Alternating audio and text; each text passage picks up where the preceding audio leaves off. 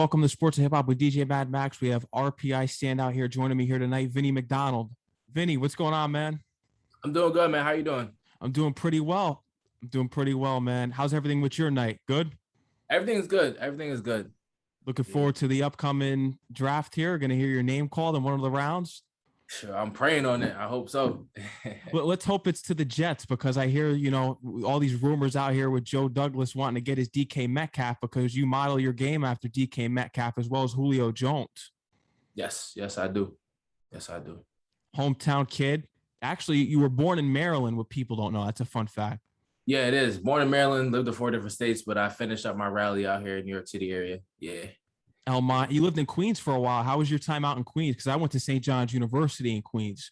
Yeah. I used to live in Southside Jamaica. I was out there for a little bit. Then I ended up transferring over to Elmont right around ninth grade. Yeah. Going over there. Yeah. So it was dope. It was good. Get out to any Met games when you're out there in Queens? Actually, no. I've been to a few Yankees games right there in the X, funny enough, but I try to be involved as much as I can. Yeah. You're a big basketball player too early on in your career before football even came about. Yeah, I play ball a lot. Being in New York City, you just got to know how to play ball. You can't just go to a park and not know how to play basketball. You get So, yeah, I was able to pick up the ball, start dribbling. That's kind of where my first love and passion came in sports, and then I just switched over to football after. Yeah. When you make it in the pros and you get that phone call, got to come down to Dykeman. Nah, for sure. I got to come to Dykeman. I got my little brother. He's actually been at Dykeman a couple times. He's 15 years old playing ball now. So he's been there, with the AAU teams running out there, all of the, how New York City goes, the little kids playing ball. Like that's what they do, sun up to sundown. So I'm definitely trying to make my way out there, especially this summer. Yeah. Playing basketball when you were younger. Did you grow up a Knicks fan being in New York? Yeah, I definitely was a Knicks. I still am a Knicks fan. Unfortunately, after Carmelo has been some sad years, but we still gonna be here rooting for them. I'm pretty confident with this team we got here, hoping RJ Barrett and Randall could pull it together for us and get some more pieces here and there. I'm really excited to see what the future is going. Especially we got Tom Thibodeau now. So really hoping things start to turn around for us. Obi Toppin. I mean, it's a crime that Tom Thibodeau kept him on the bench this late in the season. Yeah, probably gotta let him develop. I know coming out of college, everybody thought of him just an athlete, probably wanted to develop him a little bit more, but I always thought he was a good ball player, and I'm glad to see him start playing a little bit more as of lately. Dayton, he was the top player in college the year he came out in the draft. So there's a reason that he should be playing the way he's playing right now and not being kept on the bench. You also won the slam dunk competition this year. It's great to see that we have some young rookies out there, but I'm a Knicks fan too. It's rough. But Carmelo, those were our prime years here, especially because you're coming right out of college. So around the same year, I've only been out of college 1 year. So that 2013, 2011, 2012 year, that time frame right there was our prime as a Knicks fan. Yeah. Right there. 2012. I remember that run. 2012, 2013. That's when Melo made the three to the head. Like scoring title year. Yeah, that was when Melo was doing his thing, and then the league tried to tarnish him and throw him out, which was it did him kind of foul. I hate how they did him so dirty, but I'm glad that he's back playing ball again because he always had the talent to be there. Yeah. And the Knicks need to retire his number 7, but Phil Jackson was the one that screwed up his whole legacy. And if they kept the team, Mike Woodson, J.R. Smith, Iman Shumpert, that whole squad that they had with Tyson Chandler, if they kept that team and they kept building upon that, I don't think we'd be in the mess that we're in now because Phil Jackson set us back a decade. Yeah, but we'll see what happens. Can't really change it. No, you can't. But you started going into football here, and you had a tough time. I heard coming out even in high school, they called you slowpoke and the flyest guy on the sideline.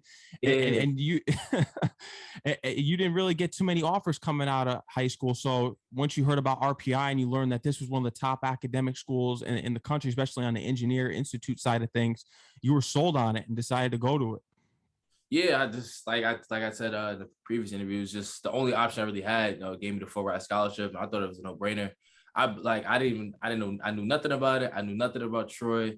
I knew nothing about Albany because when I think of New York, when people think of New York, you don't think of Albany or anywhere else but New York City. So I was like, oh, it can't be too different. So I just said whatever. I came up here. I was like, yo, this is nothing like New York City at all.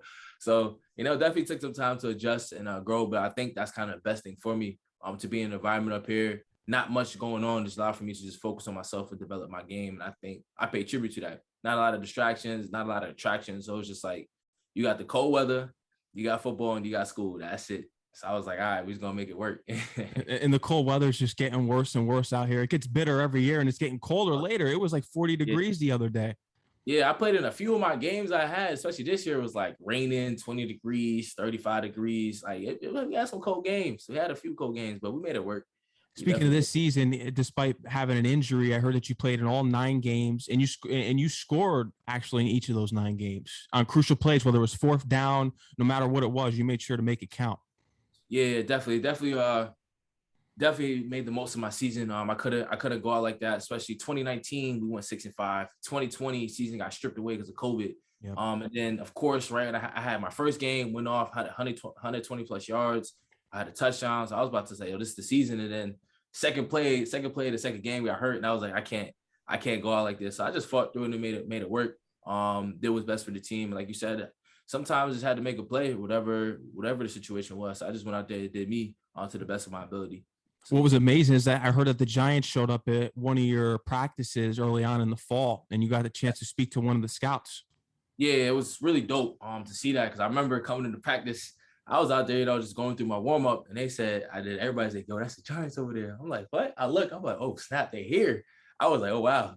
They was like, hey, they here for you, man. So it was dope to see that, come as a D3 kid, that's not really heard of too much. So to have them come notice me, recognize me, definitely gave me a little bit of confidence. And then going into the playoffs, definitely helped me a lot too, to kick my game up to another gear. The Giants have been there a couple of times. They were at your pro day. I heard that the Niners and the Jets checked you out. How was your meeting with the Jets? Jets was good.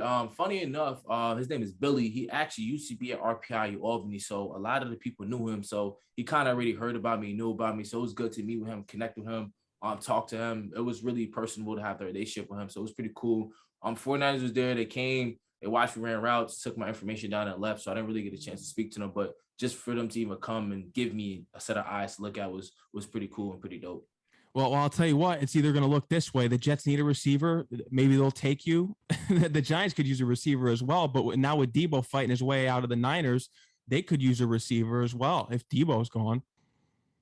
Yeah, whatever team I go to, is just whoever decides to give me a chance, allow for me to showcase my talent, and allow for them to take that D3 title line they like to put on players. Because to be honest with you, it don't matter what division you come from.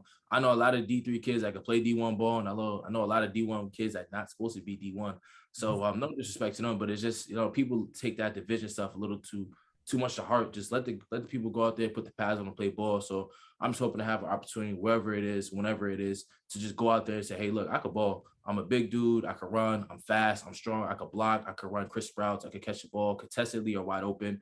It doesn't really matter. I could go out there and I'm a true athlete. So I just want to be able to showcase that for any team at this point. Growing up as a fan of the NFL, who did you root for? I usually ask this to the players early on in their career. Nah, Giants. Giants are the Giant fan. Yeah, I remember when they won the 2 Super Bowls. I never forget it. They won the 1 Super Bowl. David Tyree made that catch. Like, I went crazy in the house. So I just that's all I knew growing up was the Giants. So yeah. I was going for you guys because as a Jet fan, couldn't have the Patriots win another ring. Couldn't have it happen. I'm glad that you guys picked up that W for yourselves because we can't have Tom Brady going out here again and winning more rings. Oh no, I ain't gonna lie. It is a lot of Tom Brady slander, but at the end of the day, there's always a lot of respect for him. Definitely one of the greatest players to ever play this game, and it's kind of exciting to see what he does. I'm not sure if he's coming back or not, but only Tom Brady could do that. Be like, yeah, I'm gonna walk away. They're like, nah, I'm gonna come back. Pulling a Brett Favre. Literally, it's like, yeah, you're a starting quarterback regardless of whatever happens. So it's kind of dope to see him, and it'll be kind of cool to play against him or get to see him play.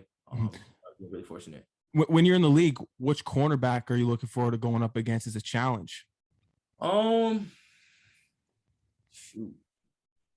I don't know. I like, funny enough, like, I don't really have one. I know there's a few good DBs. Like, of course, you have the Jalen Ramseys and Xavier Howards, and a few other dudes that I can't think of the name off the top of the head that I look at, like, oh, it'd be kind of dope to go against them. But honestly, whoever gets a lineup in front of me will be a blessing, because I was like, yo, look, I get an opportunity to play in the NFL. Whoever it is, I'm gonna go out there and give them my best shot.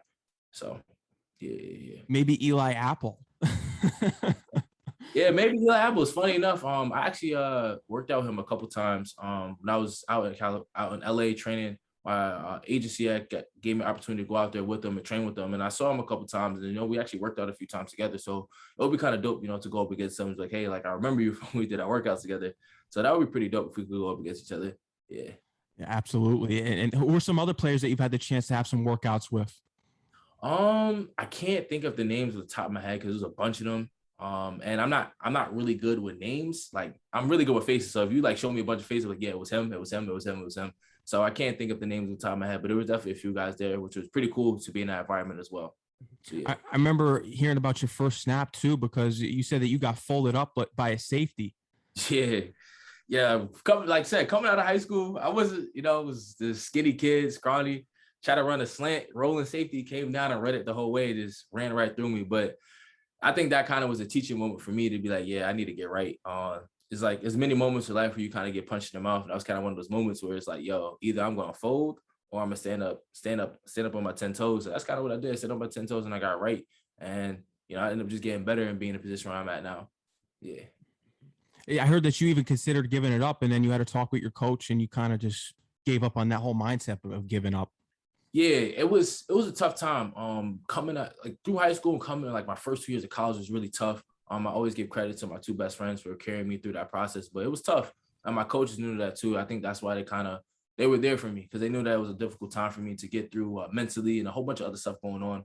But I was just really glad that I didn't give up, and my coach actually worked with me, allowed for me to grow mentally and physically. So I'm forever in debt to my 2 best friends and to both of my coaches, Coach Marcel and Coach Dittman. So they definitely held it down and helped me grow as a person and as a man before becoming a better football player. Had a patellar tendon injury, ACL, MCL sprain. How did you have to overcome those obstacles mentally? Because I heard you even say that basically 99% of the game is all mental and 1% is physical. Yeah, for sure. Definitely. I remember when it happened.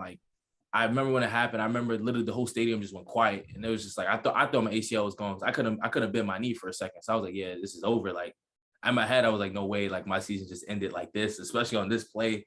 Like it's no way. So it definitely was a mental battle. One, I'm thinking like this is my breakout year, my opportunity to try to go to the next level, and it just got crushed.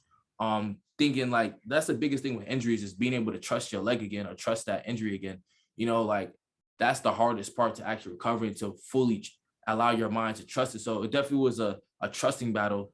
But it always hurt. And I just kind of was able to trick my mind saying, yo, it's going to hurt. But at the end of the day, you need to be there for your team. You need to be there for yourself. You need to be there for your future. So that's kind of like how I thought about it. And I was like, I'm going to do the best I can. Like I said, I went to the Bone and Joint Center almost every other weekend, do whatever I can, cortisone shots, getting it drained, like mad different things I could do to make the pain go away, make it subside just for a little bit. I even got limited practice reps just because coach wanted to make sure that I wasn't overworking myself, because my coach when I'm at practice, I go 100%. I even do extra work. So literally the trainers will literally have to stand next to me while practice and make sure I'm not doing anything, because I'm always trying to get work in. So just being able to learn how to slow down and not be on go mode, because that's all I know is work hard. But I think this past season allowed for me to understand that it's your recovery is, if not more than important than actually going hard. So I learned how to recover, let my body heal itself, and then suit up on game days, do whatever I need to do, and just, be smart. If it's hurting, there was even a couple plays where like it would just start hurting out of nowhere. I was like, you know what, let me just sit out a couple series. I know the team needs me, but let me just sit out so I could last for the rest of the game, last for the season. It was just kind of like a constant fighting battle, constantly fighting through it, but it held up. Made it all the way to the Elite Eight. Definitely against a really, really good opponent, North Central, out there in Naperville. Was a really, really good game. So that's like the way I can answer the question. Really, it was just a long mental fighting battle. And then after the season, just really focusing on it 100%, not really being on it too much, allow it to fully heal to where I'm back to 100% now, and doing the things at my full capability. And that's great to hear that. Speaking of wanting to donate to a cause, you would like to donate with the opportunity someday to the causes of the mental health that athletes go through throughout their time playing in their leagues. Oh, for sure. I think that's like the biggest thing with athletes. Like, for example, like Josh Gordon, like phenomenal athlete, like probably like he probably could have been like one of the top receivers, but he battles so much in his head and it makes him do certain things to cope with it. And a lot of people look down on him and shun him for it, but they don't understand what he goes through. There's a lot of stuff us athletes go through. And if you ask any athlete what's the reason why they do this game, it's always some type of hardship or struggle that they had to overcome and get here. And some of them know how to deal with it, some of them don't know how to deal with it. So I definitely want to, be able to be of help to that service, to help people understand there's positive ways to cope with your pain, with your trauma, with your PTSD, whatever you went through, getting the right help. And then it also starts with social media. I think that's the biggest thing too, especially for an African, for a minority men, to express how they feel. I remember like people make fun of people crying on TV all the time. And it's kind of crazy. Like I was watching the I Am Athlete series and, what's his name? I forgot one of the basketball players. I can't think of his name off the top of my head, but he made a good point. It was like Dwight Howard is crying on TV because something crazy happened to him. People are clowning him for it. It's like, yo, he's really going through something. I ain't gonna sit here and clown him for it. So it's just like being able to start with social media and then also helping people find resources that's helpful for them to help them grow and overcome the challenges that they face on a day-to-day basis. I remember when the Steeler players were crying when Dwayne Haskins was unfortunately killed. That was crazy. And it's unfortunate to hear about that situation, just such a freak accident. And the players were being ridiculed for that because they were crying, posting videos. Yeah, see, it's even that too. Like, it's like crazy. Like, it's so difficult because social media and fans are always going to say what they want to say. So it's like, it's hard for us athletes to take that because some of us take it to heart and some of us could just deflect it. But not everyone is just going to deflect it. There's some things these fans say is actually out of line, out of pocket. Because I know I'm an athlete, but I'm a human being at first. I'm a grown man. You won't respect me as a grown man before you respect me as an athlete. And I feel like a lot of people get those two things misconstrued and think that, oh, he's just an athlete. He's supposed to be doing that. He could take whatever. Nah, bro, I'm a human being. Like, I'm only doing this football stuff 4 or 5 hours on my day. Who am I the rest of the day? I'm me. I'm gonna be Vinnie. I'm gonna be Vinnie McDonald, the football player. But once I'm done with football, I put the pads up, take my jersey off. I'm Vinnie McDonald, the person. I think a lot of people need to understand that, respect that, because if us athletes were to retaliate and talk to people the way they talk to us, oh, we're the animals, we're the filthy ones, we're the disgusting ones. We get ridiculed, we get criticized, we get chastised, but they could talk to us however they want. Unfortunately, that's just the nature of the game. And then as athletes, I think that just pays tribute to us, to how mentally tough we are. Like, even like Debo Samuel getting death threats because of certain things. Like, it's just a game at the end of the day.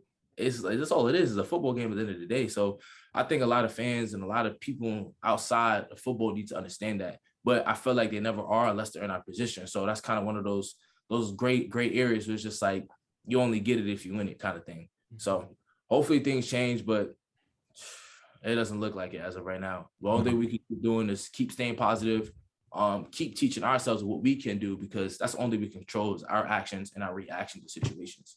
Yeah. So that's kind of the only thing we really should be focusing on.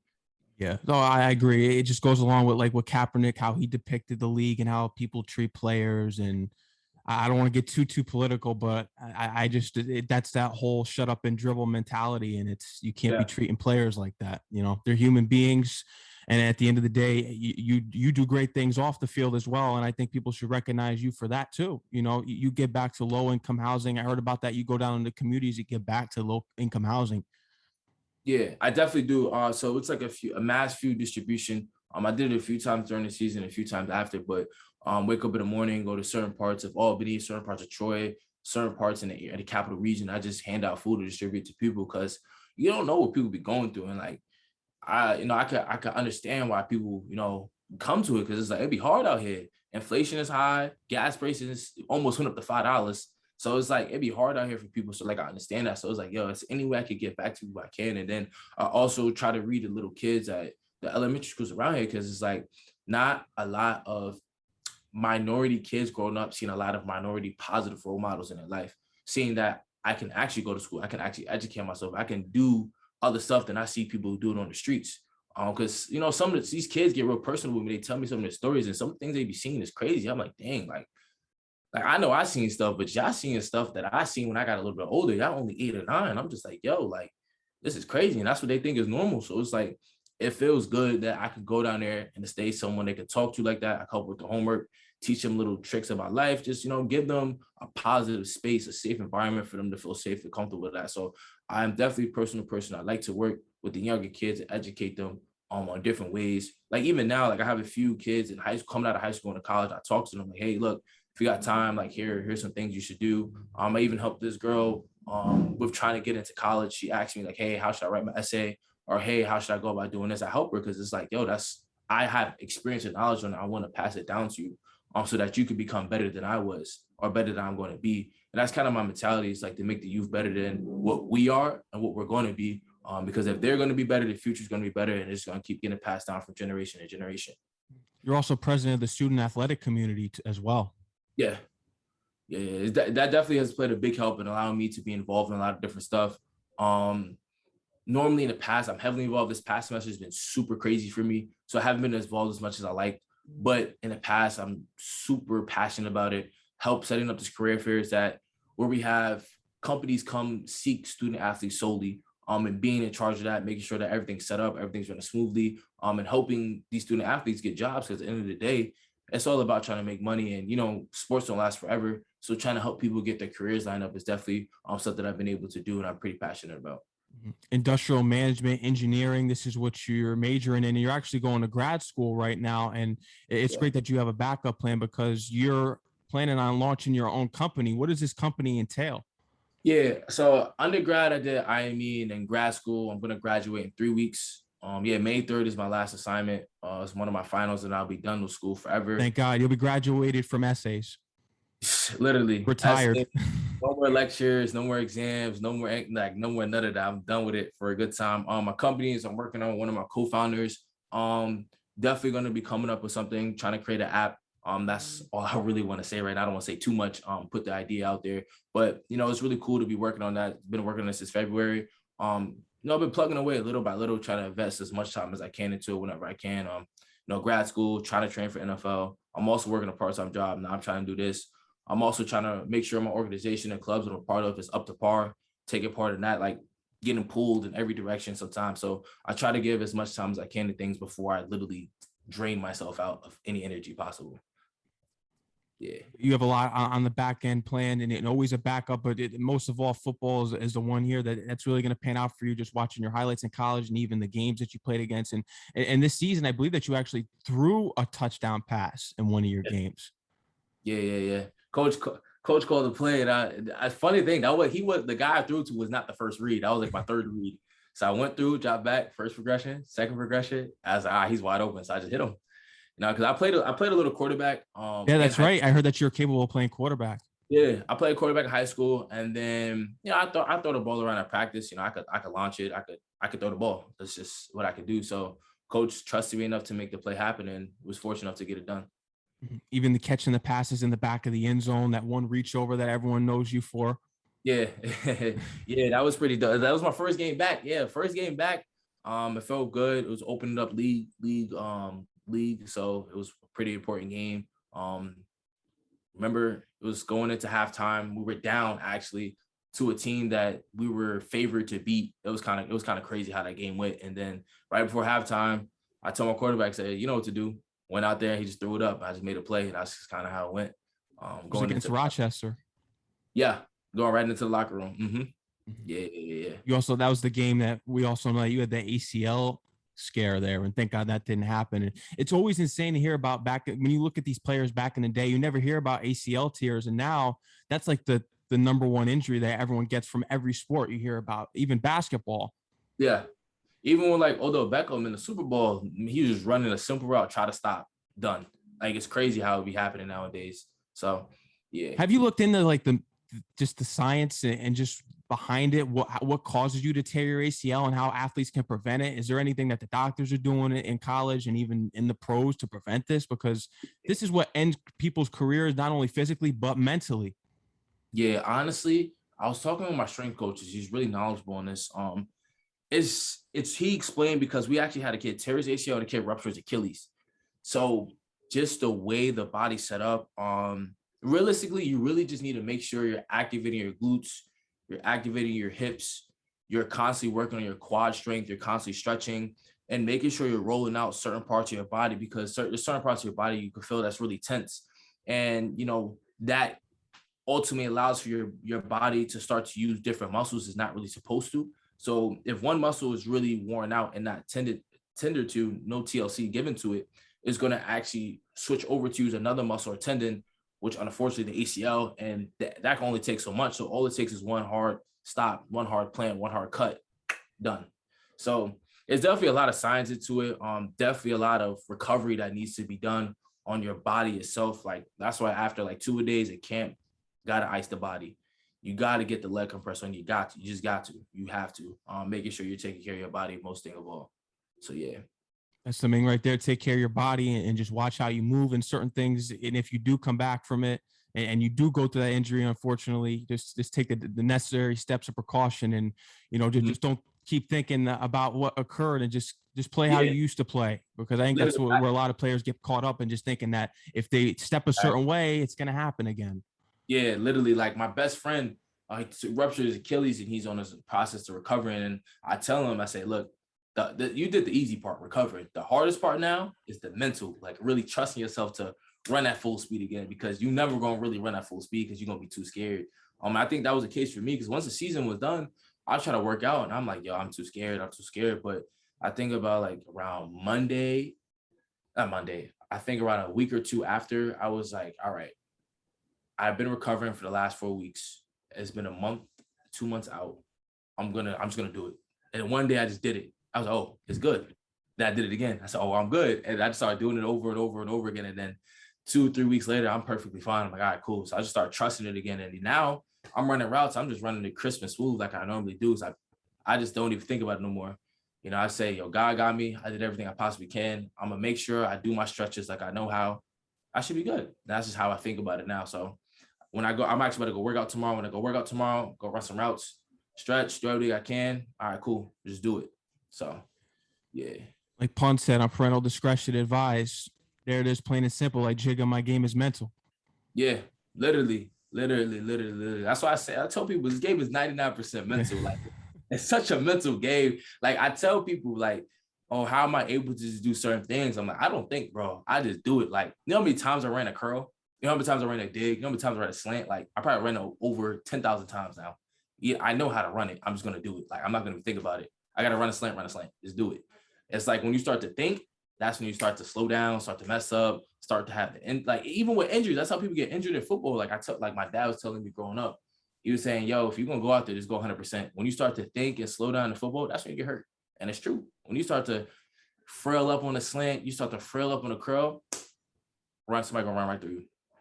You're going to be put right on your back. So just got to go everything at 100% and just let God take care of everything. That's kind of how I think about it all. Yeah. Nipsey Hussle is in your top 3 hip hop artists of all time. Rest in peace to him. And how does it feel now? Because I do like it, but I don't like it. How just everyone just is clout chasing after he died, and everyone's a Nipsey Hussle fan all of a sudden, because for him to be in your top 3, you've had to be a fan of his for the longest. How do you feel about how everyone just jumped on the bandwagon? It's like, oh, I like Nipsey Hussle, and being a Nipsey Hussle fan, because I'm not a fan of that. Yeah, nah. Honestly, it's sad, but that's just the nature of the game. Pop Smoke, Nipsey Hussle's another one. Drake or the Ruler, another artist. XXX. Chinks, exactly. Chinks from New York. Like, people, that's just how it go. Like, people just gonna show up after instead of during. And that's just like, it's sad to say it, but it's just true. Like, that's just how the game go. But yeah, Nipsey Hussle was definitely one of my fans. I definitely was tapped into his music. But then I'm not gonna lie, after the whole situation happened, I started tapping in with some of his music from 2011. Like, I was like, from 2016 and up, I knew. I was like, yeah, let me go back even further. Like, let me see why people give it, like, why people, like, I know he was good, but why people all of a sudden try to show love to him all of a sudden? That felt weird to me. I went back and listened to more of him, watched more documentaries. I was like, yo, like, I like this dude, but like, yo, this dude is really like inspirational on another level. So he's definitely in my top 3, because like, I don't know, like, this like, for everybody, they got that certain song, certain artist. Whenever I listen to his music, it just put me in a different state of mind. Like, when I have a long day where I need to push through something, I just throw on Nipsey Hussle. I just throw on some stuff back from 2013, from 2010, and I just listen to it. And it just put me in a different mind state. I'm like, all right, let's get up and let's go get this money. Like, let's go get it.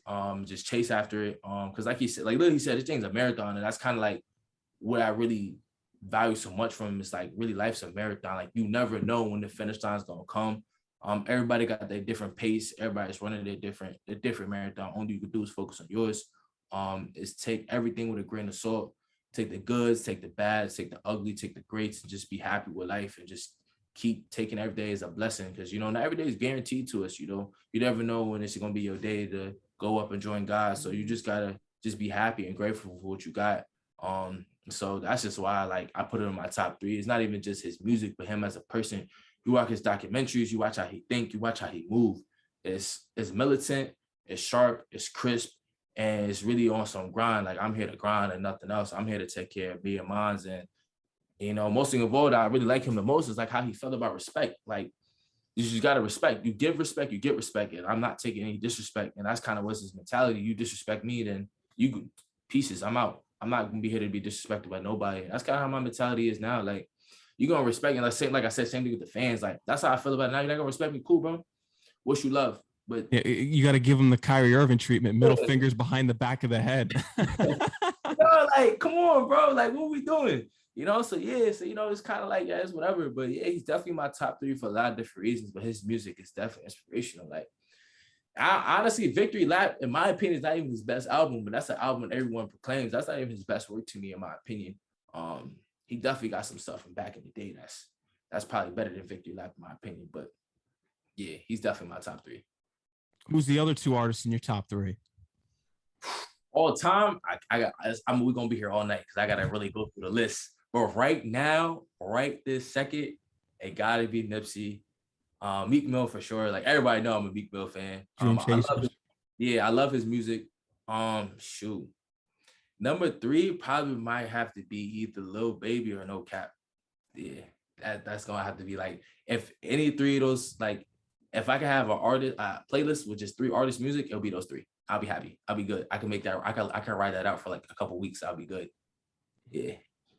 A unique take there, but I respect it. That's your new, because I'm a young old head. I like, because being from the tri-state area, I'm happy with the Dave East out here, the whole Griselda movement. That's New York hip hop to me right there. Like, when we listen to New York hip hop, the Griselda movement and Dave East.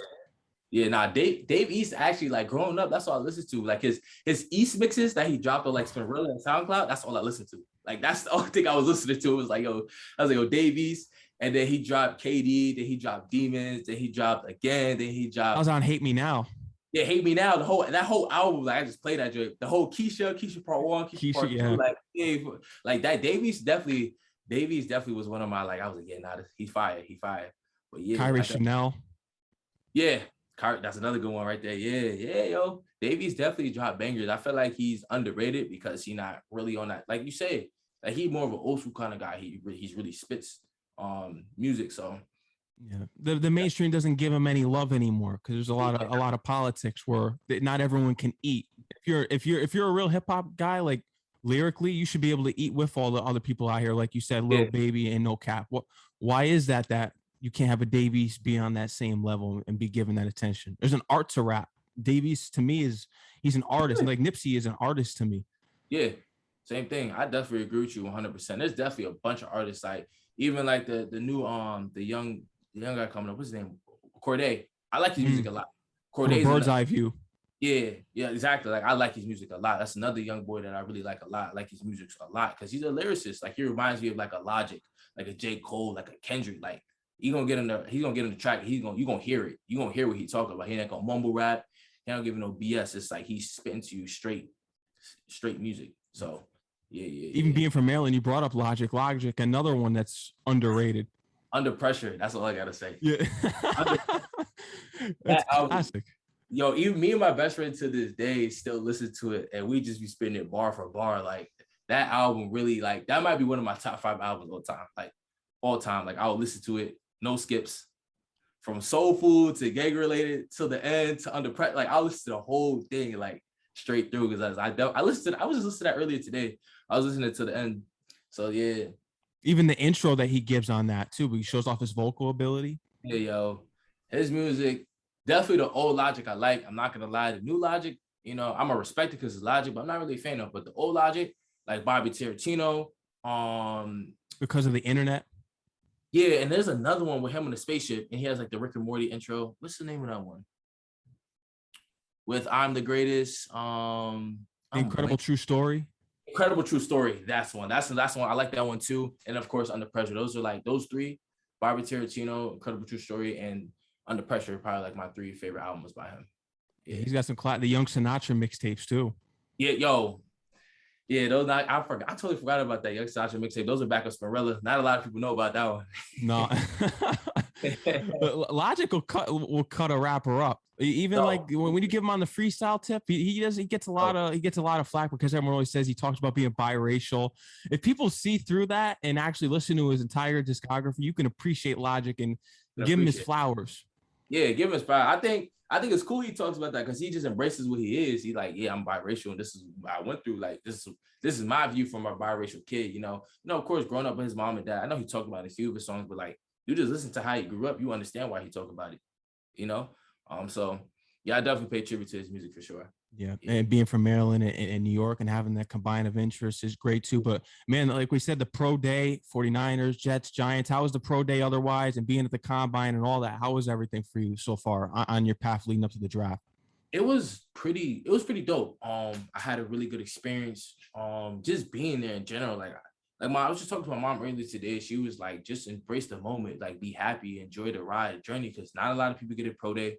Not a lot of people just get personally invited to a pro day because that's how it ended up happening. The Giants said, we're hosting them. We want to see them. I was like, shoot, like that's love.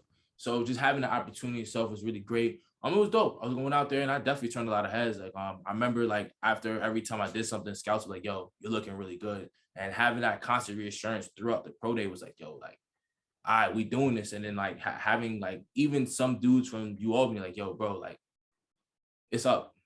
I was like, shoot, like, I hope so. I hope it's up. You know, I'm praying on it. I'm going to keep working and grinding on it. So it was dope. And then even now, like, I'm still training back here at school, trying to finish up everything and just taper off a few things, just see what happens and see what God has in store for me. Yeah. Big things on the way for you. And the main thing is, I believe you're going to be selected. I checked out your highlights and everything. I know your entire journey is we covered everything in the interview here tonight, but don't get discouraged if you're picked in the later rounds. You can always find a Jericho Cotchery. And even if you go undrafted, look at the receivers that have gone undrafted in history and are picked up. I mean, Wayne Corbett, I know I'm naming all these Jets because I'm so Jet biased, but if you look at all these players, look how the Patriots work at picking up Julian Edelman and all these guys that they've had on their team. Undrafted, it doesn't matter as long as you can prove yourself and you know what you're capable of and someone sees your vision. That's all it takes at the end of the day. That's the main thing. People get discouraged and you can't.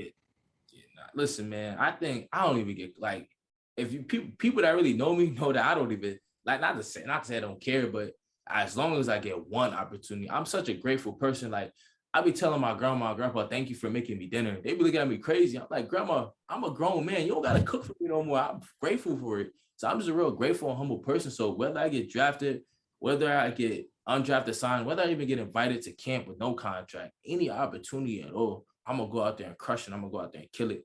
Whatever team decides to take their chance on me, they're doing themselves a favor because I know I can really add great value to the team. I'm a diamond in the rough, and I believe that full-heartedly. Because like coming out of D3, I had this conversation with one of my friends trying to explain to them like why it's so hard for D3 players to go to D1. D1 guys, they get the treatment, they get the love, they get the exposure, they get this. Their whole life is football. They sleep and breathe football 24/7 all throughout college. That's why a lot of the majors, you don't see too many engineers or computer science. Like you're not going to see too many of those because the path made for them is just made so they can just grow and develop in football and be out. I didn't have that luxury. I didn't have none of that. Coming from New York, the weather, the climate, all that stuff. Like there's so many things I had to overcome and teach myself and do on my own. It's like you put me on that platform with them, we taking off. And that's just how I view it. And that's how I see it. For me to develop my game so much to get to this point and not have top of the line resources, top of the line nutrition, top of the line trainers, top of the line coaching, you put me around that environment, I promise you, I'm going to become 10 times better of a player. And I'm not even in my prime. I'm only 22 years old. My birthday is November 30th. So I'm a fresh 22-year-old. Like there's a lot of youth left in me, a lot of energy left in me, a lot of passion, a lot of dedication. And I'm from New York. Everybody from New York know what that means. I'm from New York. We got that grit to us. We gonna hustle. So that's just all I know how to do. And I'm gonna make sure I do that when I get the opportunity. Something that makes you stand out too is just playing on that injury this season and showcasing you, and even just taking when you need to take the break on the sideline because you feel as though you're pushing yourself too hard. The fact that you were even out on that field and even pushing through injury is key. I mean, these guys today, they get a bruise and they want to be out for 6 weeks, and you show toughness. And a lot of times that you don't have the Ronnie Lots anymore where you're cutting off your finger before halftime because you don't want to be out of the game, or you're Emmitt Smith playing out there with the dislocated shoulder in games. We don't get that anymore. So that's a rare case that we have in you, and that makes you stand out from everyone. Exactly. I think one of the games where it really stood out most to me was against Union College. Both 9-1. Both were we 9-1, 8-1. Anyway, league is a trophy game because it's the oldest college rivalry in New York State or in college football, whatever the case may be. Rivalry game, trophy game, championship game, and playoff bid game, all in one game. Last game of the season. I remember that game like it's yesterday. I ain't gonna lie, that my knee probably hurt the most that game at any other game. I don't know what, it was cold, it was raining. My knee was on, not like the pain was 8 out of 10. It was actually painful to even walk. I just went out there was making plays. I'll make a play. I'm like, all right, coach, I gotta come out for a couple. I'll come out, ice it up, do whatever I can. The trainers do whatever. I go back out there, play again. I just play through it. And I remember it was 17-10.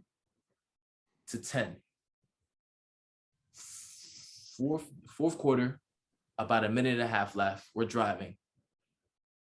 Throws it to me, back corner. I toe tap, touchdown. Called back. 2 minute men downfield. So like, oh wow. So I think it's like third and goal, fourth and goal. Mentioned fourth quarter, we gotta make a play. Got back, throws it to me. I reach back, one hand, snagged it in the rain. No gloves or nothing, snagged it. Made a do miss, walked in for the touchdown. We ended up winning the game. But like, you know what I'm saying? Like moments like that where I'm able to step up and make the play. Even, I promise you, my knee was killing me. Like I remember after the play, I was like, yo, coach, like, I ain't gonna lie, we gonna need to win this game because I just didn't do all of this for no reason. So we ended up winning the game with a game-winning field goal, which probably is the craziest game. If you ever want to go back and see a crazy game, just go back. RPI versus Union 2021, craziest game you'll ever see. Like it was just actually madness. But, you know, like you're saying, like just paying tribute to my hustle, my grit, and just being able to work through it all. I'm just ready for whatever opportunity comes so I can showcase that. Hopefully I won't be dealing with an injury when I get the opportunity, which seems to be like a recurring thing. Like I'm always hurt trying to do something, but I still manage to overcome it and showcase that I'm a talented athlete. So really looking forward to whatever is to happen. Main thing right now we got to cover here is how are you feeling? How are you doing health-wise? So that if a scout is watching this or hears this later, how is your health right now coming off the injury? Great, good. I was running routes yesterday, and my boy said, "Nah, you got to be running like a 4.4, 4.5." I was like, "Look, bro." He was like, "You're getting out your breaks. You look at Chris. I'm making all these crazy catches. Like people are looking at me like, oh, did you just make that catch?" I'm like, yeah. I mean, I'm 6'4". I better make that catch. Like, you see how big I am? Like, I better not be dropping no passes. So I feel great. I feel amazing. I'm about to go back out running some more routes tomorrow, get some more cone work, field work. But I feel good. I know I'm in shape because I'm out there. I'm the only one running routes. I'm running like 30 routes. I'm not even tired. I'm like, oh, let's run some more. So I definitely feel conditioned. I feel in shape. I feel great. This is the best I felt in a minute. So it definitely be good, you know, to have an opportunity to rise the next few weeks and people can finally see me at my true optimal, and be like, yo, this dude's different. Because that's what I fully believe. You can reach back like 1-3-1-3. As Drake said on Fake Love. I actually got a catch like that. That I posted. It was during training camp. It was a post, threw it over 2 people, just reached back, snagged in one hand, ran in for a touchdown. So yeah, I got a lot of clips like that. I just know we posted like that. It sounds like you're going to be a giant here soon. I mean, David Tyree with the helmet catch, Odell Beckham with the one-handed catch. It would be dope to play for the Giants, you know, be home. Like, you know, it would be cool. You know, a lot of people ask me what team you want to play for. I say any team. But if there's one team I really could play for, it would be New York. Just because, like, yo, I'm from New York. I'm here. The Giants, like, it's lit. We outside. So that would be pretty dope and cool. But whatever team takes a chance on me, we outside regardless. So I'm just looking forward to whatever team fully believes me. Because that's what my agent is telling me. He said, all it takes is for one team to really like you and your story. If a team likes you and likes your story, you're golden. So that's why I've been trying to do these interviews a lot more and let people feel me and understand me that, like, yeah, I'm a great athlete, but you're getting a great person with great character, great attitude, great effort, and great energy. Yeah. I can tell that here from the interview. And and just seeing your highlights and your work ethic and hearing about your story. And, you know, you got big things on the way. What's going to be going through your mind when you get that call on one of these draft days? Yo, God, please, if and when I get that call, I think the first thing I'm gonna think about, I'm definitely gonna be crying, but just thinking about like I could really take care of my family. Like I can take care of my mom, I can get my grandma right, I could get my other grandma right. It's like, y'all could take care of the family, like everybody's straight, no more worries about nothing. So only thing racing through my mind is thanking God for all those nights, like I said in my previous interviews, that getting up at 1 a.m., running hills, staying late after practice, coming early to practice. Sundays after a game, before a lift, I go out there, get work in. You know, just doing all that extra work is going to finally feel like it paid off. So just really just being in the moment, it's going to be real sentimental. I'm actually going to be going back home with my family next week, and I'm up here at school, but I said, I don't know what's going to happen. Whatever is happening, I just want to be around my family, my biggest supporters, the people that helped me get here. So be around them. And then if and when I get that call, it's just, I can't even describe it right now. Like that's the only thing I think about. I'm in class thinking about it. I'm in workouts thinking about it. Like that's what's keeping me going, the fire going even more. So I'm just praying and hoping it comes. Yeah, it's just gonna be a big moment for me. It's just like, just to think about, like, dang, like I really did it. Like the kid that was getting clowned in high school finally made it here. You feel me? It's definitely gonna feel magical. It's gonna feel magical. So I'm really looking forward to it. If and when it does arises, definitely will be a great moment for me and my family. What's going to be that celebratory song that you throw on once you get drafted? I would probably play Dave East, Mama Made It. Ooh, Off of Survival.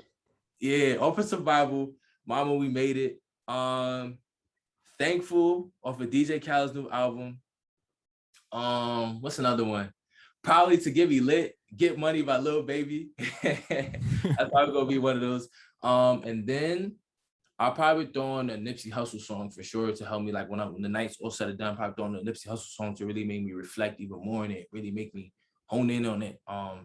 So yeah, that's probably gonna be like the 3 or 4 songs I play off rip. Yep. That's the songs I'm playing for sure.